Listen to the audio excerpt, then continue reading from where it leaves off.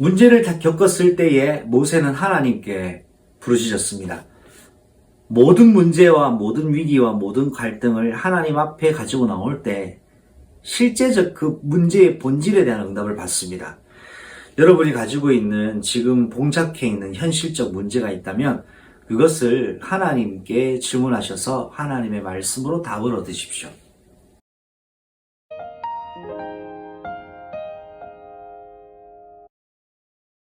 이스라엘 백성이 물이 없었는데에 모세의 부르짖음 때문에 이 쓴물이 단물로 바뀌어지는 사실이 있었습니다. 그 사건이 있었습니다. 하나님께 이 물이 없는 것 때문에 부르짖은 모세에게 하나님의 말씀하시는 방법은 나뭇가지를 쓴물에 집어 던져달라는 것이었죠. 여러분, 물을 마실 것이 없습니다. 마실 물이 없습니다. 그럼 물이 필요하잖아요. 근데 하나님께서 답변을 주신 것은 나뭇가지였습니다.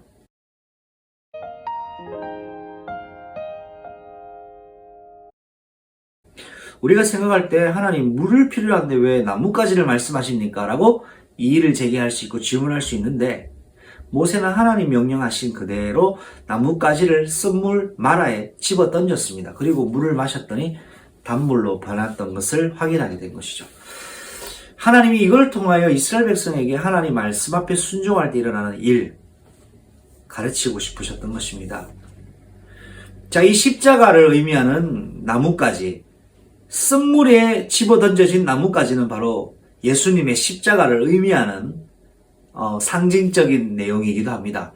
쓴물 같은 인생, 병든 인생, 쓴물 같은 우리네 인생이 예수님의 십자가로 말미암아 생명수 같은 인생으로 바뀌게 되는, 변화되게 되는 상징적인 의미이기도 하고요.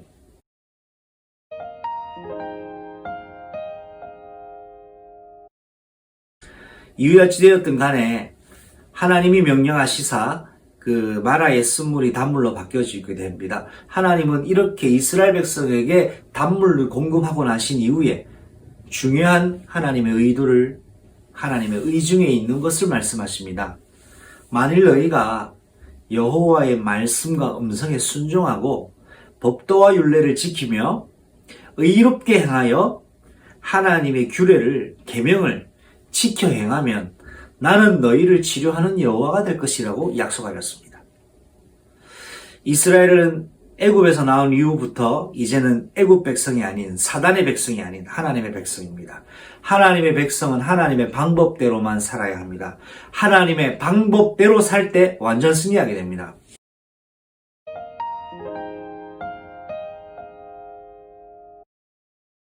하나님은 이스라엘 백성에게 물을 허락하지 않으셨던 데는 이유가 있었습니다. 모든 사건, 모든 문제, 모든 갈등 앞에 하나님의 방법을 구하라는 것이죠.